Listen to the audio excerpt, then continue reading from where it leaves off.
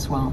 So we're going to start off with one of Esther's all-time favorites. We have to play all her all-time favorites, so you'll be hearing some tunes you may have heard before. We're going to start this program with Shutsujin, one of the signature tunes from the Suigun Daiko set. And these are tunes from the Kono clan and the sumo warriors and this great ancient history of taiko tunes that span about 1,000 years or more. She'll tell us a bit more as we go.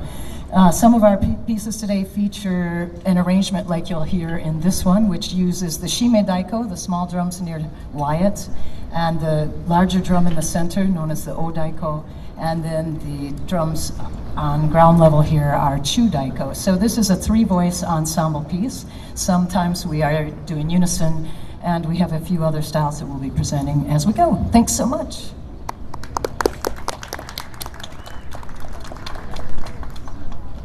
Don't hurt me. I don't know.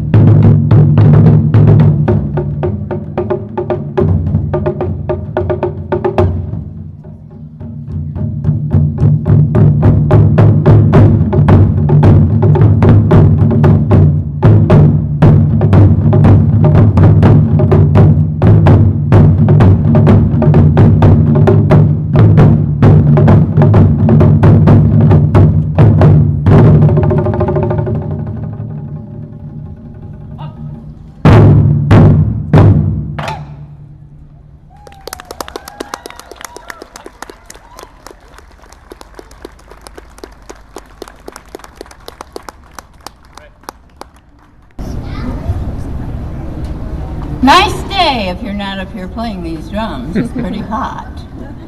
But I'm happiest when I'm up here playing these drums. So anyway, we're playing happening, which means 100 people or drums or whatever you're counting. Happening.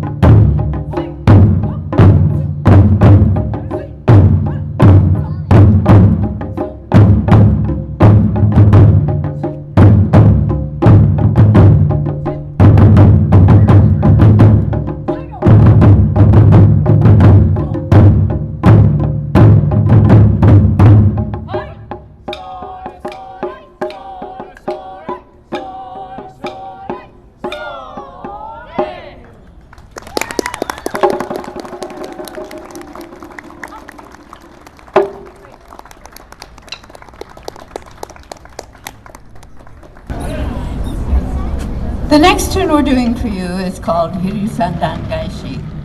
And there may be a few of you out here that do not speak Japanese, I'm guessing, yes?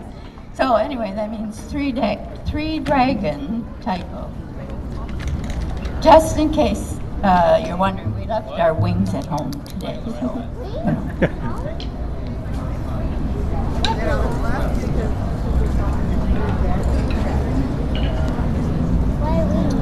This is a favorite piece of ours and of mine. This is from Grandmaster Daihachi Oguchi from the West Coast Taiko community.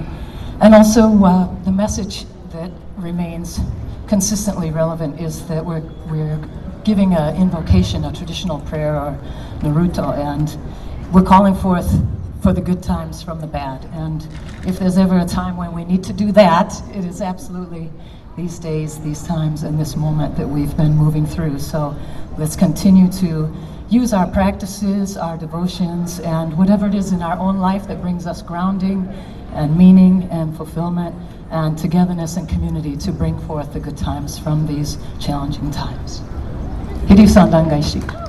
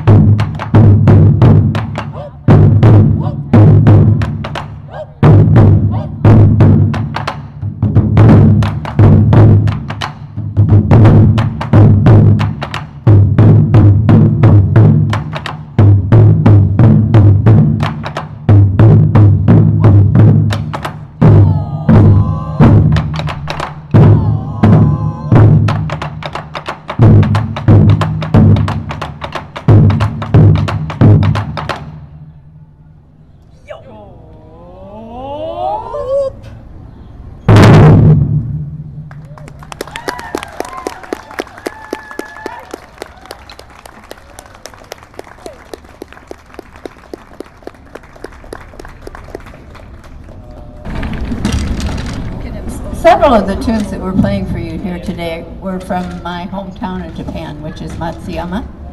And this is another one. And it's called Kachidoki, which means victory. And they had to win this war, or they were going to belong to the emperor and his men. So this was life and death for every single, even kids. They were willing, they were strong. They were going to win this war, although we left the kids home. Okay, one thing that's interesting, this is another piece, like Esther said, in the Suigun Daiko set. So we opened the program with a piece called Shutsujin, and later I don't think we can leave until we play Uzushio, or Esther will absolutely be very, yes, she will cry or other things, I don't know. But you'll notice the similarity in the arrangements and the style. So again, we have a setup where we're using the 3 Taiko voices to create the arrangement for this piece, Kachidoki.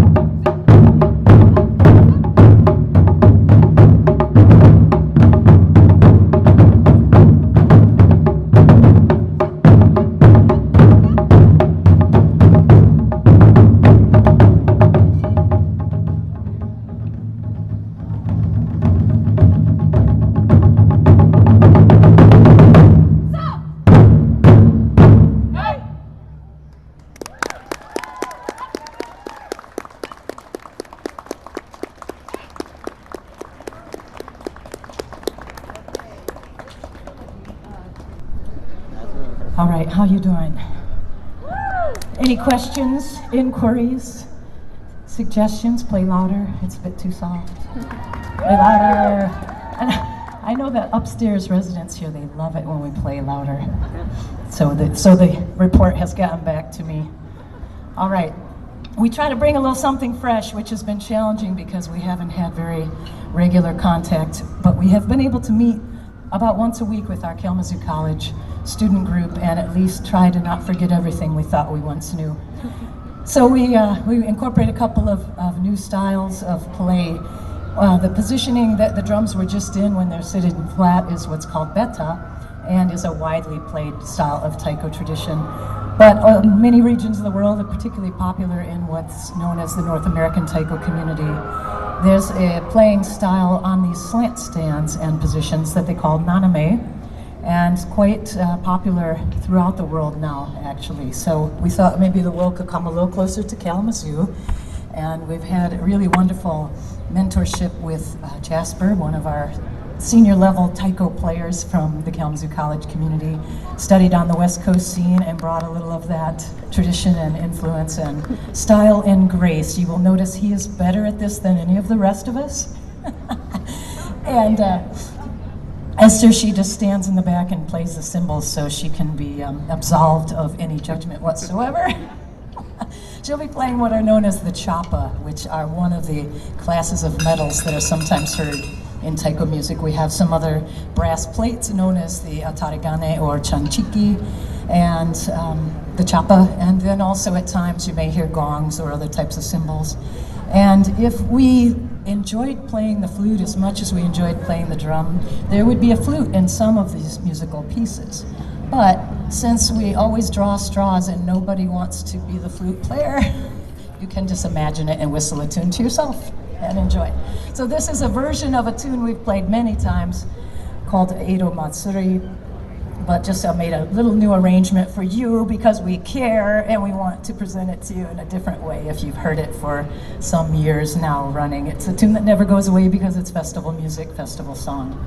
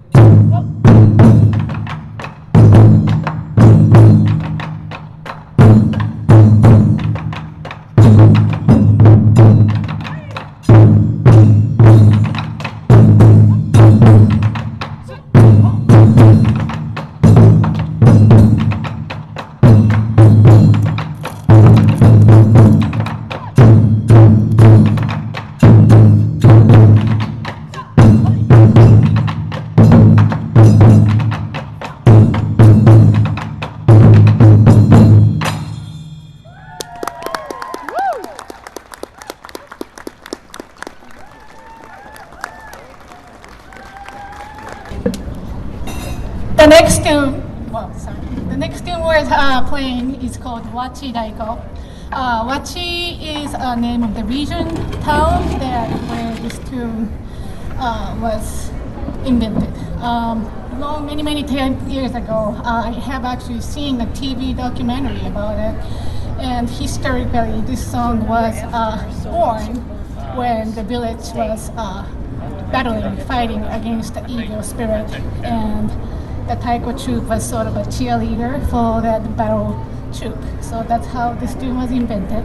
That was supposedly thousands of years ago. And to this day, this village play this tune, mostly nowadays for the festival and community building scene. So, Wachi Daiko.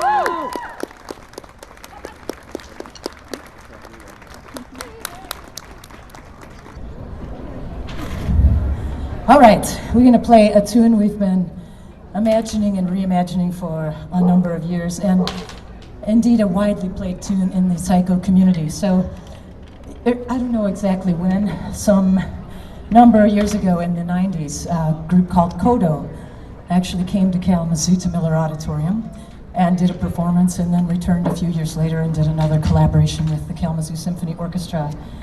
And I was, I think, must have been, I don't know, an undergraduate in college, and that was the first time I saw and heard live taiko drumming thus far in my life. And then I had been on a quest for about 20 years to find a team and a teacher and a way to get involved with it. And Esther Vandekar appeared out of the 3 Dragon Wishes, and here she is in Kalamazoo, 80 years strong, still holding it down in the taiko world. And this is a tune that she was able to study and play in her hometown dojo in Phoenix, Arizona, with one of the great taiko artists of the living age, Leonard Ato, and originally the premier artistic director and composer for Kodo. And these are the sort of people she was rubbing elbows with in her taiko world. She lived and studied in Japan for 7 years in some of the most highly regarded historical societies, the Taiko Hozonkai there, particularly in Masuyama, but also in Hiroshima, where some of her most beloved teachers are. And they're, I don't know, her sensei's about 89, I think. So I'm saying, there's something to this taiko thing. I used to think that people who lived the longest played harmonica, because a lot of them lived to be like 103 to 105.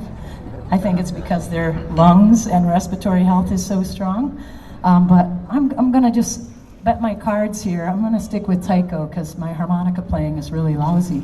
So we'll see what happens years from now when Esther has flown on to the other side of life.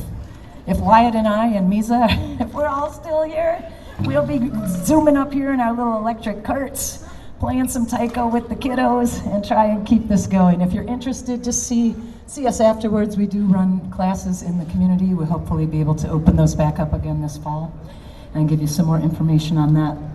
But this is Zoku. It means family or tribe. And one of the reasons we're able to play it is because of Esther's personal relationship and history with Leonard. Some of these tunes are copywritten, and the way in which you're able to obtain permission is through direct relationships. What would you like? I did. He was the premier member of Kodo when Kodo was great, Esther, before they got into all their newfangled artistry and fusion styles.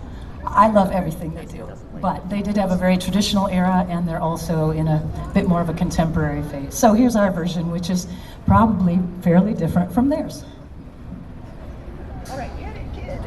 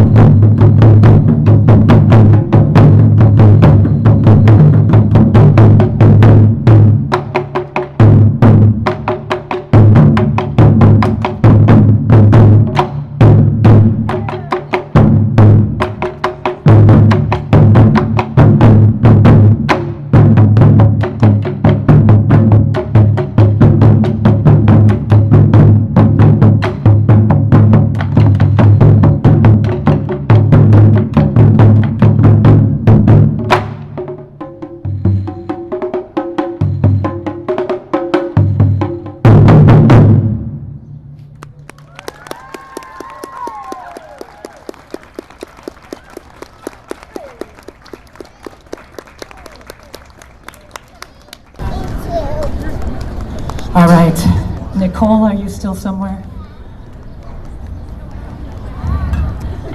Young Wyatt's mama. Oh, you're out there. Okay, we're going to play this especially for you.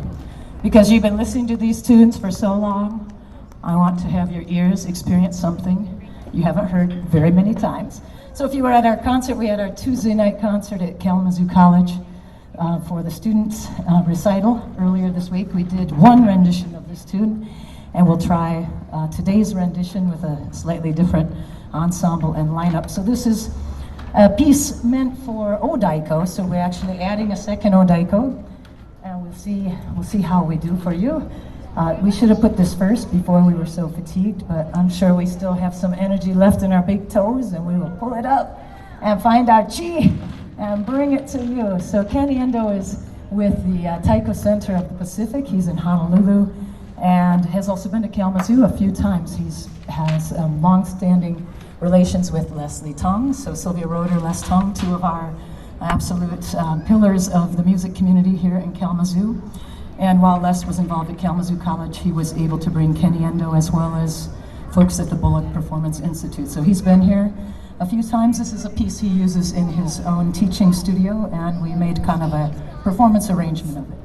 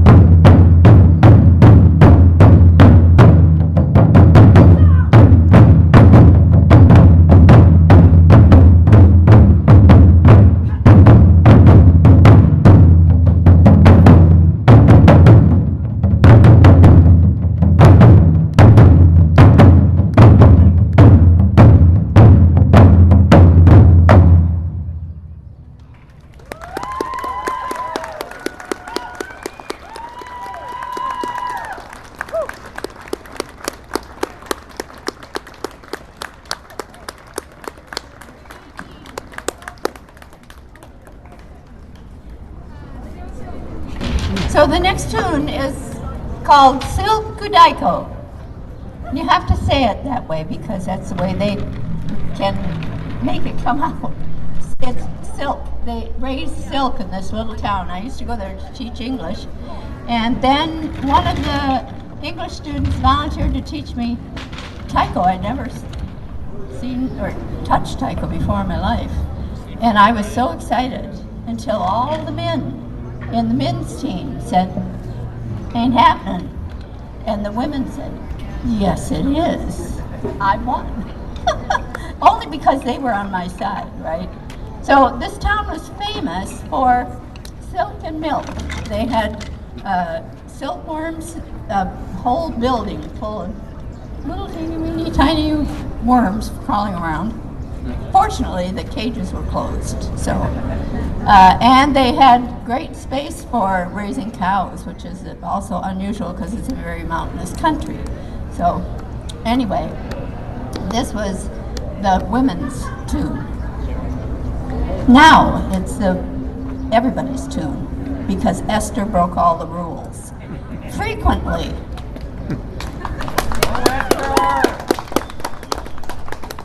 Yep, she should have rode up on her motorcycle today. We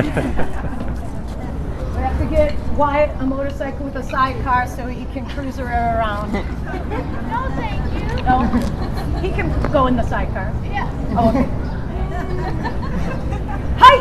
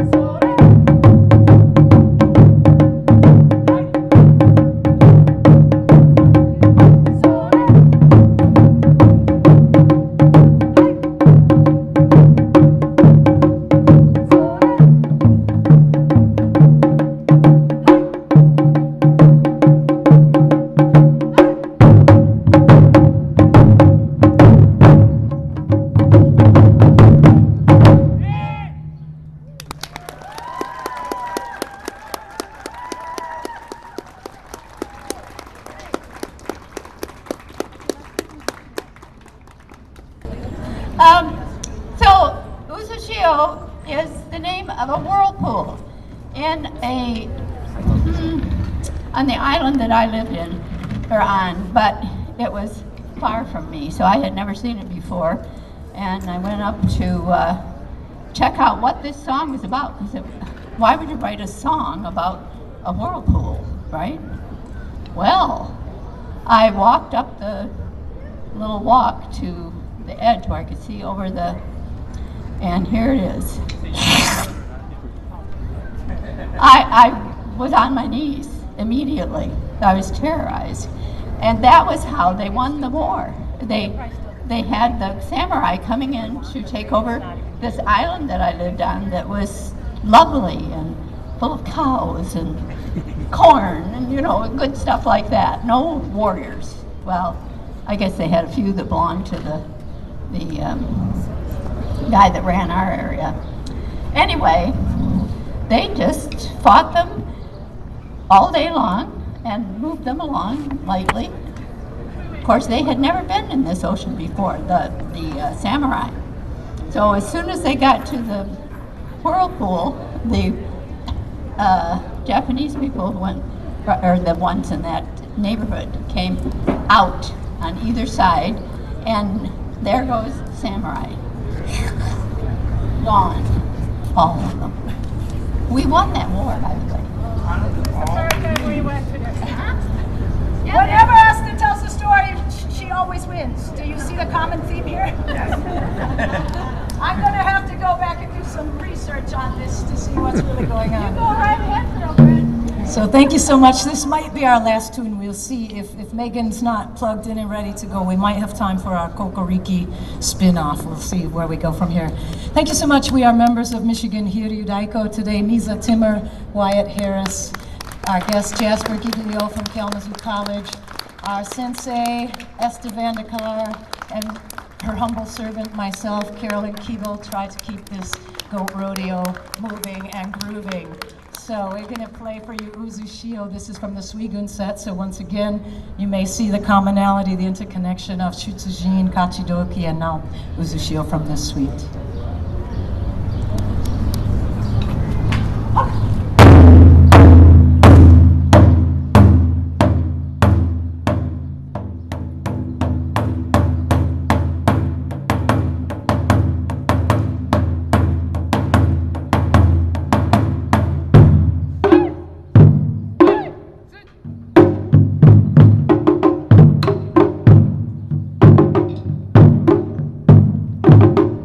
Hey!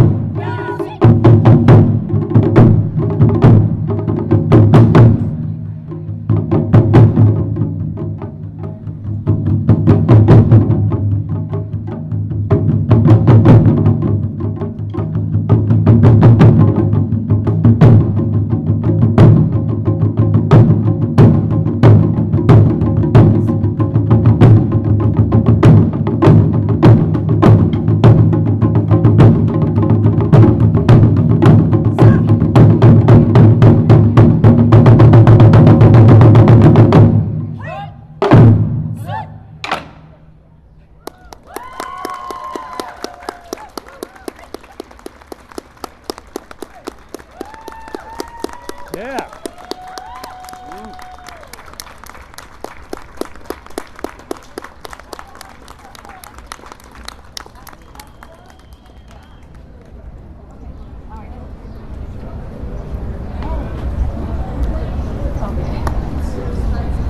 All right, that's it. That's a wrap, people.